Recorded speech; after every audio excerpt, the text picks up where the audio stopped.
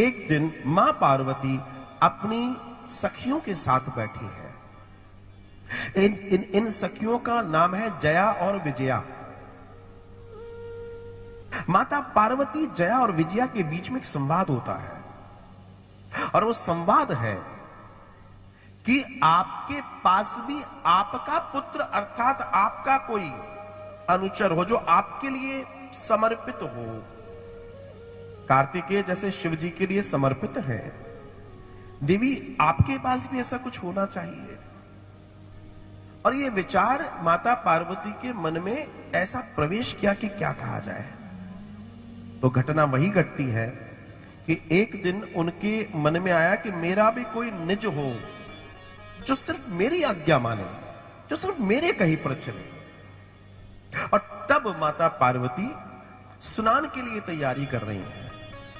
और स्नान के लिए तैयारी करा तो उसके पहले जया विजया ने उनका उबटन किया है।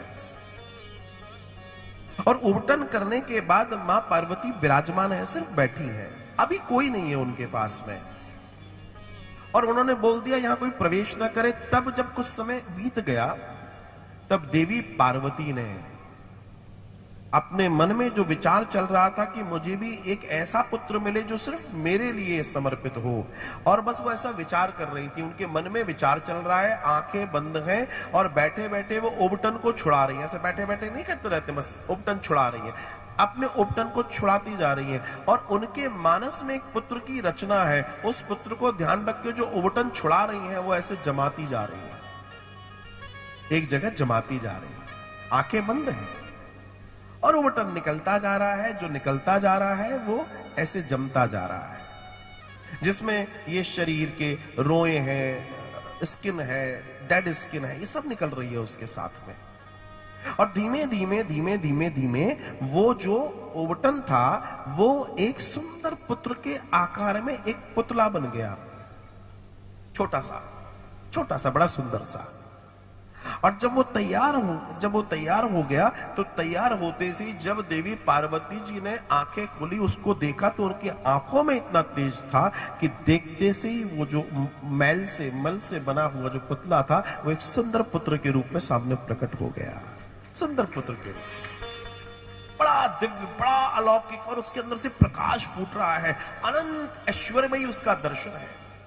उसको देखते से ही ऐसा लगता है कि आनंद हो गया। और पार्वती जी इतनी प्रसन्न है उसको देखकर, उनका मनोव्रत था वो पूरा हो गया और बड़े आनंद से भर गई। और तब पार्वती जी ने उससे बड़ी सारी भेंट की। पार्वती जी आनंद से भर गई, बच्चे को देख रही हैं, बच्चे को दुलार रही हैं। वो उनको मां कह रहा है, वो बच्चा भी उनको मां कह रहा है। और दर्शन आता है यही बच्चा आगे जाकर गणेश जी के रूप में हमें मिलता है। इसकी हम चर्चा करेंगे। अब जब वो बच्चा तैयार हो गया, अब स्नान का समय आया। जब स्नान का समय आया तो मां पार्वती कहती हैं कि बेटा एक काम करना, मैं जब तक स्नानागार में हूं तब तक तुम यहां रहना और किसी को भी अंदर आने की अनुमति नहीं है। बच्चा कहता है बिल्कुल चिंता ना करें, मैं इस कार्य को बिल्कुल अच्छे से करूं। अब ध्यान रखिएगा, पार्वती है शक्ति और ये शक्ति से उत्पन्न है, तो ये उतना ही ताकतवर है जितनी शक्ति है। हालांकि शक्ति और शक्तिमान में बहुत ज्यादा अंतर नहीं। एक चना है, चने में जितनी ताकत है अगर उसके 2 भाग करके दाल कर दिया जाए तो ताकत दोनों में उतनी ही मिलेगी, अलग अलग नहीं होगी। लेकिन यहां शक्ति की जो शक्ति है वो बड़ी विशेष है। कई बार लोग इस पर चिंतन करते हैं कि क्या ऐसा हो सकता है। हर चीज हो सकती है। कई लोग आपसे ये कह सकते हैं कि ऐसा कैसे हो सकता है कि देवी पार्वती ने ऐसे मैल छुड़ाया और वो बच्चा बन गया। वो जी, पहली बात तो ध्यान रखिएगा, हम देवताओं की बात कर रहे हैं।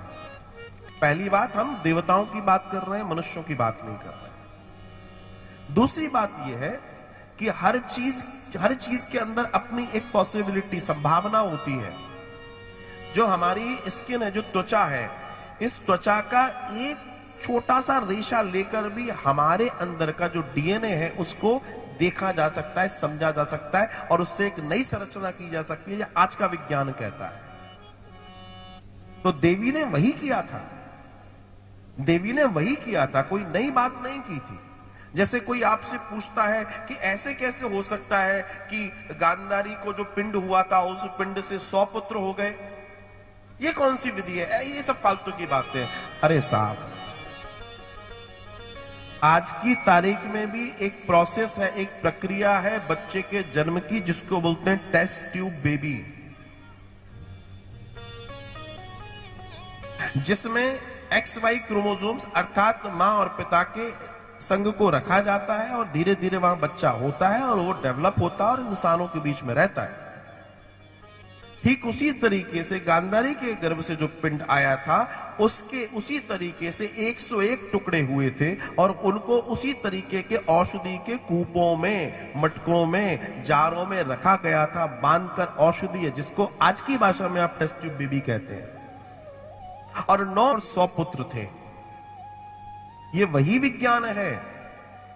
पहले जिन और दूसरी तरीके की औषधियों से हो रहा था, आज दूसरी तरीके की औषधियों से हो रहा है, लेकिन प्रक्रिया वही है, प्रक्रिया अलग नहीं है। इसलिए इसको कोई चमत्कार समझने की जरूरत नहीं है, ये सनातन संस्कृति का विज्ञान है।